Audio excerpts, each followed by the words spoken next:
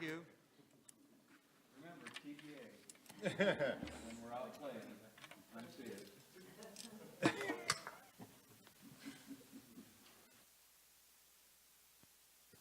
Excellent, thank you. Just before the service, Paula Land and I were kind of joking around, but not really, that, you know, we could just listen to Carlos and Mike for about an hour and go home. And I think our spiritual cup will just be fine. It'll be filled, it will be good to go, life's good. So, good morning, everyone. Good morning, friends. Good morning to those out in the live stream land. For those who don't know me, I'm Chris Klostermann, and I'm honored to give the message here today.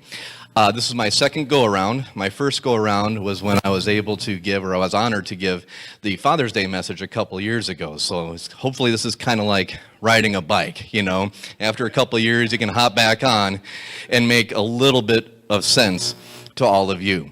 So throughout this talk, I am going to be asking for that. What I'm going to be talking about is divine order and how we can activate that such that the absolute realm and the relative realm are connected through that channel, and that by participating in divine order, everything else takes care of itself in the law of manifestation. So that's kind of the agenda today, but I know with the way I speak in curly cues. So, you know, for those of you that have remember the Family Circus comic from Sunday Comics, you know, and Billy and his path, okay, that's every day for me mentally, but he gets there. That's my hope. That's what I'm going to affirm. Billy always shows up. May not be on time, but he shows up. And so I'm going to continually kind of check with you to make sure, all right, do we understand divine order and how it manifests, or it basically is the engine, the conveyor belt for the law of manifestation between the absolute realm and the relative realm. Sound good? All right. Then, just to make things a little bit more complicated, I've decided to use Google Slides. Here, this is kind of a dry run of what we may be able to do audio and visually here for us in our services. And for the folks out in live stream, I'm going to actually talk directly right to you. At this moment, you're probably thinking, oh great, I've got this guy in a weird bow tie and he's got a screen that I can't see because everything's blurry and I'm running around getting things done. I was just going to kind of hope that I can just sit back and listen, and now there's a PowerPoint. So thanks to our wonderful live stream media team, okay? And I'm going to point directly to our own Edwin. These slides will actually be broadcast out as well. So people on the live stream, you'll be able to see. Yep. Right there. Now, for all of you that are a little bit nervous about public speaking and having people stare at you, I just gave you a great out. You can just show the PowerPoint and just talk your way through it. I mean, I could be in board shorts and a t-shirt and everything will be fine. So here we go. For us to discuss the power of divine order, and for us to kind of come to our own understanding of it, I have to tell you a little bit about where I'm from. Now, we all know social norms. When people ask you, hey, where are you from? What they're really kind of expecting you is to say one town. That's all they want. They just want to hear Poughkeepsie, Sheboygan, Akron. And those are great towns to say. They're fun to say. I've never been to any of them. But when people ask that of me, they're in for a bit of a ride. So, first thing to know is that I'm the son of a traveling salesman. My dad, for 36 years, sold Kellogg's cereal. And as he used to joke around, he went to work with a tiger and 3 midgets every single day. And that meant when he went to work, we all kind of went with him. So here we go. I was born in the high desert plains of Reno, Nevada. Actually, I was born in Washoe Medical Center in Sparks, Nevada.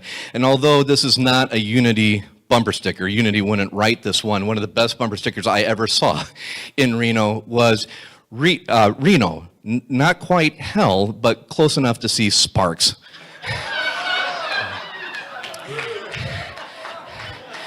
But for the purposes of our talk today, we're going to say Reno.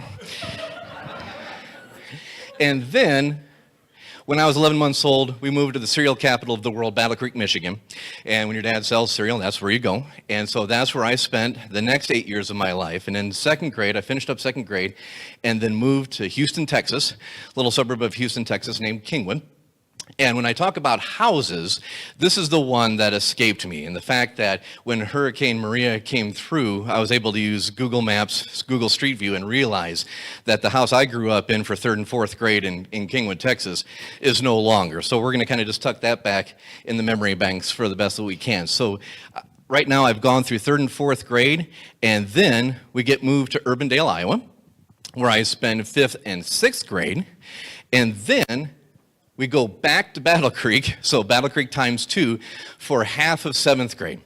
So this is where we were kind of catching our breath a little bit. My younger sister, at this point, she's 8 years younger than me. At this point, she has been in more states than basically years she's been alive. And so this part is where we catch our breath, and then the other half of seventh grade, and thankfully for the rest of middle school, high school, we moved to Apple Valley, Minnesota, where I go through all the rest of middle school and high school, and that's where my portion of the journey ends with my family, because after that, I then go to the University of Iowa, right there, and so I had to make the star a little bit different. That's where I earned my degrees as an English language arts teacher at the secondary level. More importantly, that's where I meet my beautiful wife, Lisa, and then we start our lives post-college. I don't say adult lives because I don't really feel comfortable saying that we were fully formed adults in our early 20s, figuring everything out, having it all understood.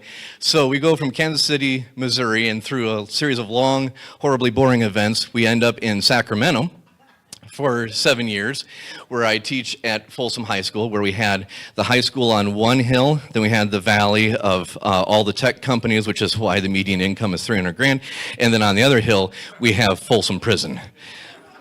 And we did sing that song at the football games. And so we go from California back to Iowa. We moved from there to here to Cedar Rapids. And it was at this point in the PowerPoint that I realized I had made the stars a little bit too big to wedge a third one between Urbandale and Iowa City to call out Cedar Rapids. But I trust we all know where we are. And so this is where I'm from. So, what does that mean? All right, quick show of hands. How many people have read the book or seen the show with Marie Kondo and minimalism and packing up your stuff and, hold each object and does it spark joy for you, and if it does, you keep it, and if it doesn't, you give it away. So, for me, yeah. Exactly. It has its place, believe me. And I'm going to be, I love the garage sales, because again, I get to practice, the divine order and then also elimination and, okay, the law of circulation. But I think she's got a couple of things slightly backwards in the way that I want to present what I've learned. So for me, what sparks joy is not the home. If I'm in any of the towns that I've lived in and I have an opportunity to go see the old house, I will. I'm not, I won't pass up that opportunity. But it's not the homes. I know that I lived in homes, and I'm very thankful that my parents were able to provide, with the Kellogg's paycheck, those homes. But it's not the homes. It's not the structures. It's actually what's in the homes. And this is something that my dad and my sister and I laugh about, but we know is true, is the fact that when we're talking about, stuff that sparks joy, we really do. My sister and I have those objects in, our parents' house that have sparked joy, that have, commemorated different, life events for us. And that's where we kind of line up for. So let me give you a visual example of this. So, like I said in my intro, on the e-news, I'm going to break out the old family slides, because stereotypically as a dad, that's what I want to do. And so here's young Chris Klostermann in Battle Creek in 1979. And that cardboard box was one of the first moving boxes that we had, because it was the first move I went through from Reno here to Battle Creek, Michigan, and my mom just decided that's going to make a great toy box. So everything I owned went right into that box, and so whenever I wanted to play, all I had to do was just grab the box, tip it over, and as you can see, everything comes spilling out, and I just go to it. So there's little me, five and a half year old me. There's our dog, Casey, who, amazingly, and we all practice divine order in different ways. And my mom jokingly said, but not really jokingly, hey, if we get a dog and I can handle a dog, kids can't be that much different. So little did I know it, I was looking at kind of the bench test right here. And since Casey was doing great, then I got to be here, and I was trying to buy my toys. My kids actually still play with that toy engine right there. That toy piano is what got me on the real piano. We still have that, still functions. But then right up here, you can tell it's Christmas time, there's this, what we lovingly refer to as the creepy Santa. And that was the very first Christmas decoration that my parents bought when they were married. And so every Christmas it came out and went on our TV here. And in the cathode ray tube days, yes, you can put stuff on TVs, and it can be a piece of furniture there. But you can also tell that I moved around a lot, or at least I should have picked up on the metaphor, because when your TV stand has wheels on it, there's going to be a few more moving vans in your future. So that little creepy Santa has been with me from the get-go. It came before me. And then, through a long series of horribly boring events, but something that I still treasure, it was gifted to me. So here's Battle Creek 1979 and that creepy little Santa. And here's Hiawatha 2019 and the creepy little Santa from the 1960s.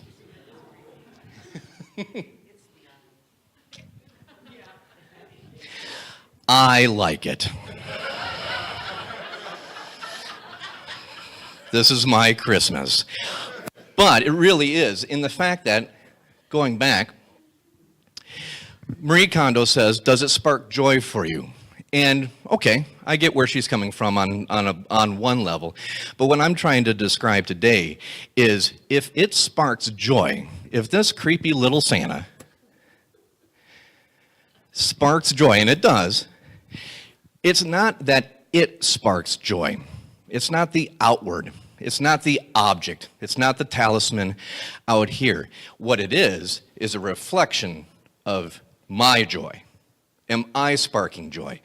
Do I have in me whatever alignment, whatever in divine order, that when reflected against certain surfaces, like a creepy Santa, we feel joy? It's not that. It's me. And so when I look at that, when I look at the creepy little Santa, yeah, it's creepy, I get it. Even my kids, I wonder if they're still here. Yeah. Yeah, they knew I was showing this, and they're like, yeah, I'm good, Dad. So when I look at that Santa, what it sparks in me is, do I still have the Christ light within me at all times of the year, but, notably and honorably in the Christmas season, where I am in line with my joy, where I know through the season of Advent, I can bring forth from me that ability to be born anew, to uncover the I am that I am in this particular moment. Can I see things with wonderment and awe, with fresh eyes, and can I still do that year after year after year? And so every time I see that Santa, and I'm like, oh, all right, it's Christmas. And I feel that joy, I know I still got it. Does that make sense? So that's what we're talking about as a manifestation, an accidental altar, and I'll get into that more, of what sparks joy. Don't worry about the sparking out there, okay? It's not sparks in Reno, Nevada. It's not a creepy Santa, and do I still like this? Am I in alignment with where I am as truth?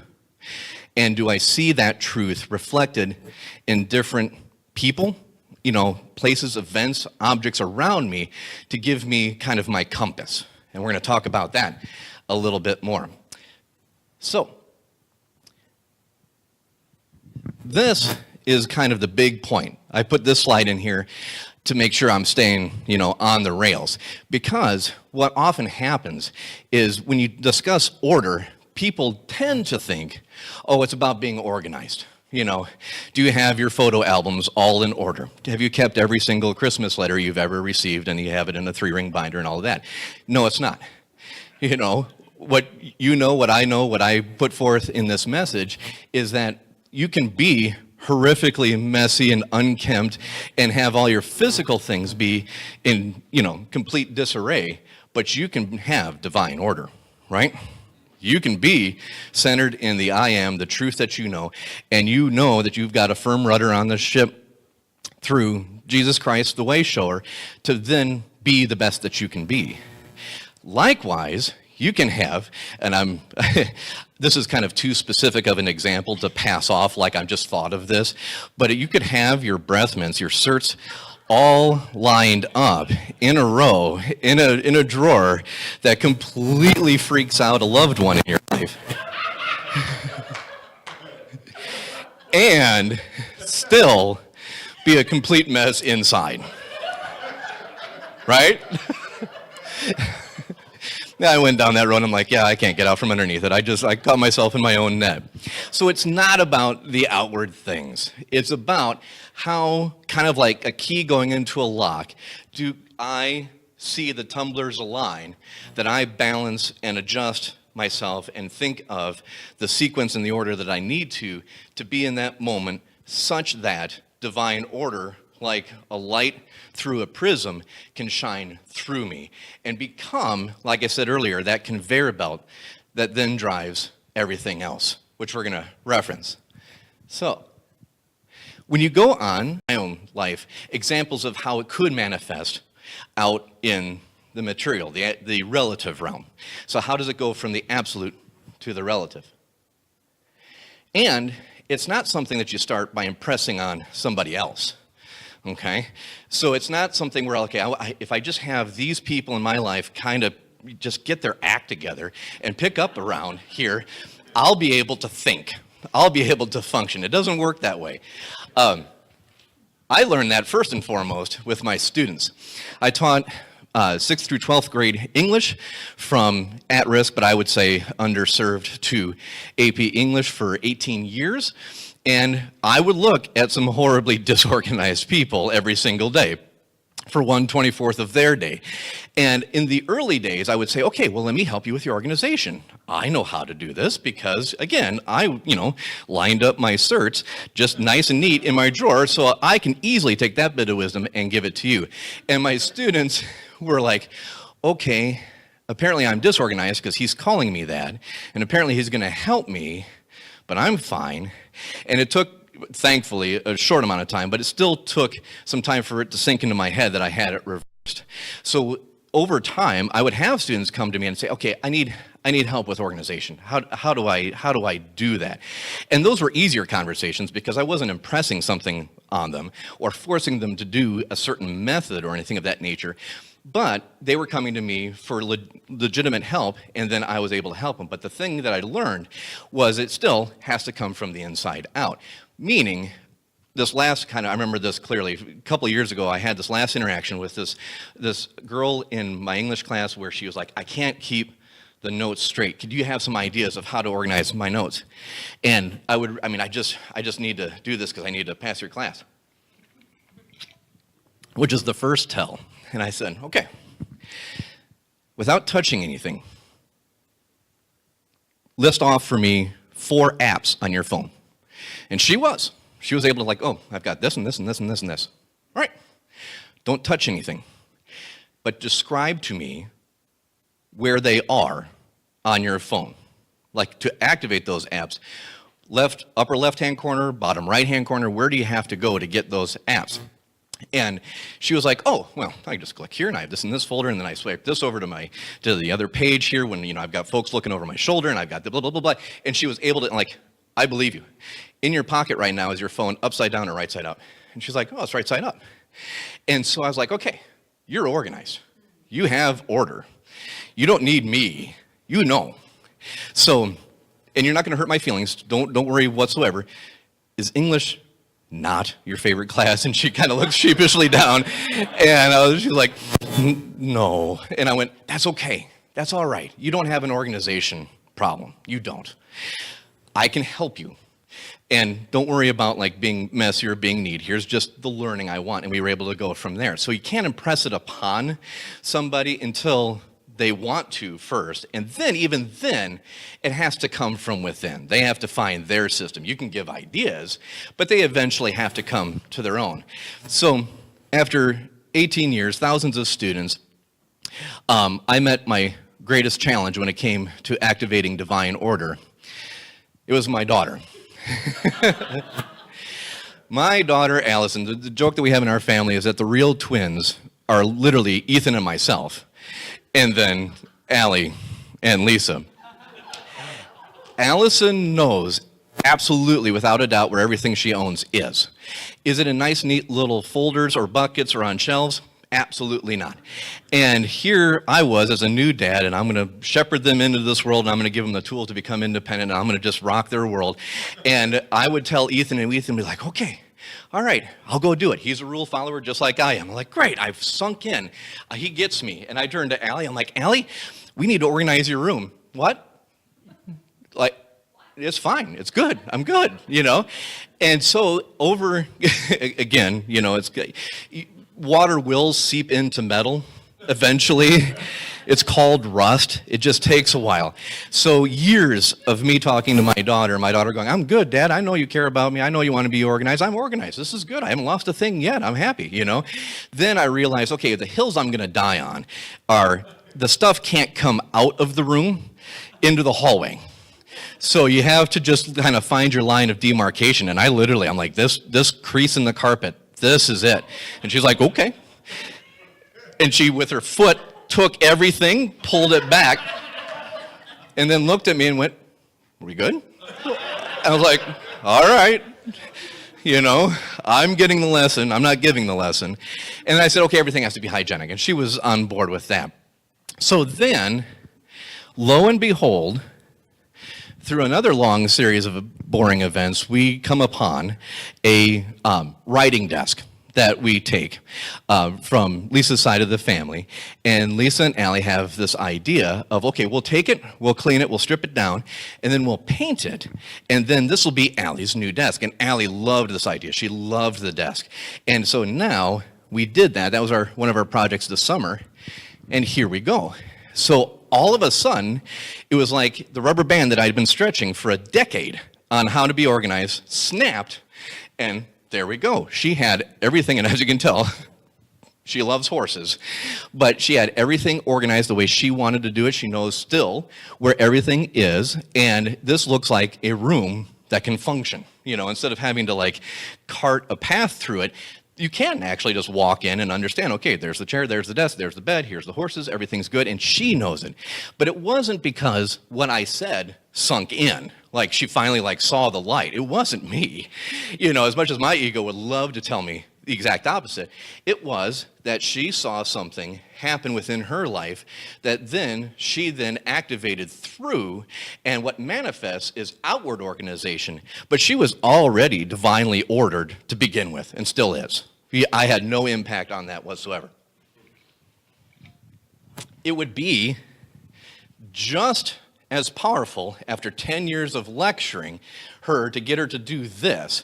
It would be like I was lecturing God on how to make those. So these are the icicles hanging off our roof. I took this picture yesterday because it's a very good parallel. Me lecturing at Allie about being ordered when she already was me micromanaging God or the divine presence and saying, here's how I think you should make icicles. Nope, got it. We're good. I can make icicles. I can make icicles all day long. I can make them as long as your roof. They're right here. And don't worry about me. I'm good. You worry about you. So this is where we're talking about from the absolute to the relative. And so when we do that, we need to kind of look at some steps that we can use to bring forth. So if you go on and you research the 12 powers and you look at order, divine order, you see this. And I'll give the citations and where I'm getting all this material from here in a second. But divine order comes from James, the son of Alphaeus, as the representative. The center of it is the navel. which to me, not that anybody asks or should, makes sense. This is from whence we came, from the navel, the center, we can operate. And as I mentioned before, there's two levels. There's the absolute realm, so everything that is God, mind, the divine, the eternal. And here it's the harmonious progress and evolution of divine ideas and laws. Meaning that if you are trying to activate divine order and you are trying to be in line with spiritual law, you're going to be good. What you ask for, you will receive. In that regard of growth, how do I align with my truth, my spark, my I am? How do I, to reference Paula's talk last week, become who I am when Spirit is expressing through me? To reference 2 weeks ago with Jonas Magrum, and the important words that we use to talk about ourselves. How do I frame myself? How do I talk to myself? What's my inner dialogue so that I can set myself up to be perfectly ready to balance and adjust and sequence myself, my spirit, expressing through in divine order according to divine ideas and laws. In the relative realm, it just comes out as your ability to organize, balance, and sequence. So yes, you can argue that if you are in order, you will look organized, but I don't think it's an absolute causal representation. It's correlational. Yeah, it could happen, but it doesn't have to. Referencing back before, you can be an absolute physical mess with your things and be in divine order and vice versa. So like I said, with the keys and the tumbler and the locks, if we organize that conduit from the absolute into the relative, and we're activating divine order as such, so that we can take our relative into the absolute, and the absolute can come to us in the relative, then everything else is able to click through. It becomes the law of manifestation. So the common thread I had already mentioned with Jonas Magrum and Paul Land, I'll continue to reference that. And here was the part that really got me. From this book right here, Heart-Centered Metaphysics by Paul Hasselbeck, which is where I'm referencing my material here. And in it, it says, we each must learn to participate consciously with that process, divine order, which allows for growth without struggle. That is the key, the growth part, When I go back to my days as a teacher, and I still consider myself a teacher, I was looking at either a process, a product, or progress. And I told the students that, if we're creating a product to show your learning, okay, we got that. If it's something like writing, where it's a process, and we're just going through the steps, that's fine. But at all times, I'm looking for progress. Because in my role, I always want to argue for students in making progress. I don't care if this student here made 3 steps of progress and this student here made 2 steps of progress. They both made progress. I'm always going to argue for you. I'm never going to argue against you. I'm never going to, if I don't have any evidence of any learning, yeah, okay, we're neutral. But it doesn't mean you can't do it. It just means I don't have anything yet, So it's not my timetable, it's yours, but I'm going to keep the door open. Does that make sense? And then the thunderbolt, with divine order was, what if God said that to me, to us? I am here, I'm going to give you my only begotten Son to argue for you. We're here for progress, not a certain pace, not accomplishing a certain amount by a certain deadline. No deadlines. Deadlines. That would just be like, me telling God about the icicles. Hey, I got an idea. No, you don't. Hey, I was kind of hoping this would happen by this deadline. That's fine. What's a deadline? Because I'm here to argue for you. You are here to progress. You are here to grow. And any growth is good growth. And we're never going to argue against you. Things aren't going to work against you. We're never going to set the laws of the universe against you to argue for you, to have you to struggle something against. In fact, when you'll know that things are in order is when there's no struggle. What? How does that look? So that's this part.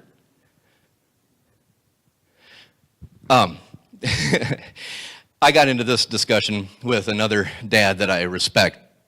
And one of our habits as a dad, is, and it's not a good habit, is that when a request comes by, hey, Dad, can we? How about if we?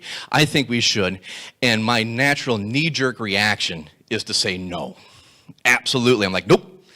And everybody calls me on it, and they should. It's not right. Don't do this, okay? I'm just telling you this is a mistake. It's a bad example. It's just an example to go in the negative. But what's really happening is I'm just taking the 5 to 10 seconds I need to just process, okay, if we do this, then this domino falls, this domino falls, this domino falls, and are we ready for that? It could be fine. It can be absolutely fine. But just give me the 5 to 10 seconds to think and adjust and get in balance and activate divine order through me. You know, does that mean I get it right all the time? No. And should I say no absolutely every single time? I shouldn't. That's something I got to work on. But I own it. That's what I do. So when my kids say, hey, Dad, can we? I'm like, hold on.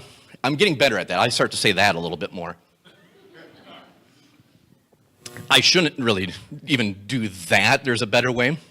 But where do I go for that better way? Well, I go to my son. So when you ask Ethan, hey, and he won't remember this as clearly as I do, but when he was starting to kind of come into the idea of what church is and what unity is, and here's where we go every Sunday, and why do we do that, he's like, oh yeah, that's the place that has my bench. He loves that. I put that picture also in there just to remind you that we still have it. It's under snow right now. We'll eventually see it, but it's there. Is it? Someone puts the big piece into the pond. I'll fish it out. Okay, I will be on that team. Exactly. Ethan will help pull. But what I noticed that he did, because after service, I would always turn to the kids and I say, okay, not that you have to have anything on your to-do list, but what would you like to do today? And I always allowed them to say, like, I don't know, I don't have a plan. But it always opened up the door for them to say a plan if they wanted to. And what I noticed, Ethan in his toddler years going into just the post-toddler years, so basically like 2.5 to like about 5 years old, he would routinely, especially in the good weather, come out and he would just sit and he would just breathe. And I didn't instruct him to do that. He did that on his own. And I just learned to just wait. And he would just take 20, 25 seconds to just kind of look around, get himself centered, and then he went on with his day. I don't know what he thought about. I don't know what decisions were made in that time, but he just got himself aligned. He came out from one place, you know, and he crossed what neurologists call the event horizon when you leave. So when you walk into a room and you don't know why you walked in there, you crossed a doorway that kind of acted as a mental event horizon. So, as I mentioned before, here's where we get into accidental altars. I will, looking at the time, go through a couple of these, but not all of them. This one is one that I use because it kind of symbolizes how I parent. One day, I decided we're going to have basically kind of a Jackson Pollock day, and I got a huge sheet of butcher paper, and we went and found rocks in our front yard, weighed down the butcher paper, then we got different objects that we didn't mind dipping into paint, then we got paint out, and then we just splatter painted all over. And the kids had a great time, and they did whatever they wanted to do, and Allie, in one section of the butcher paper, drew a flower, and I decided, you know what? I'm not giving that gift up. I took it, and I cut it up, and we had these frames laying around the house, and I framed them, you know? So I kind of gave the frame, the border, the guidelines to them and their creativity. And then that became kind of this accidental altar that kind of reminds me of the joy of parenting and some of the responsibilities that go with it.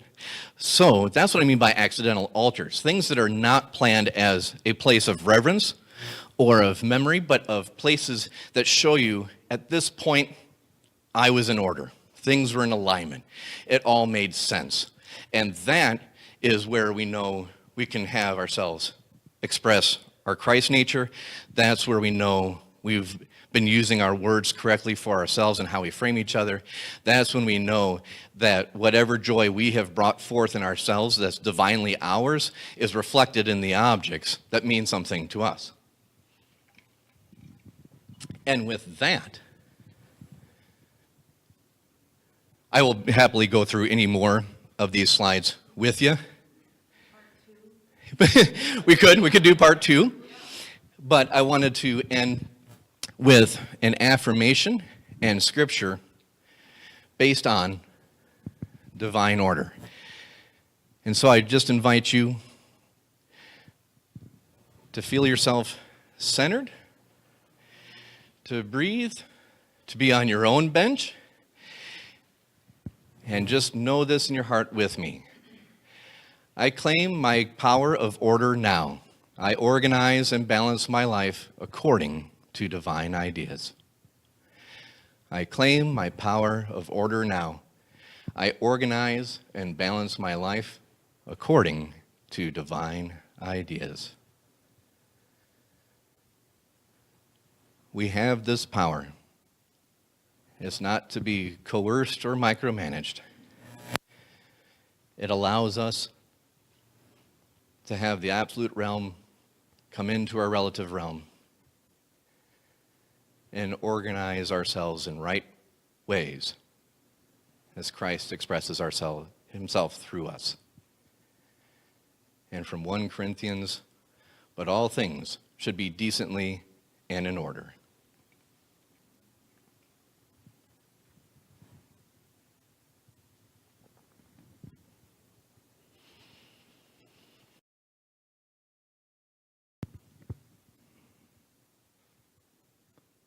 And with this, we gratefully say, amen.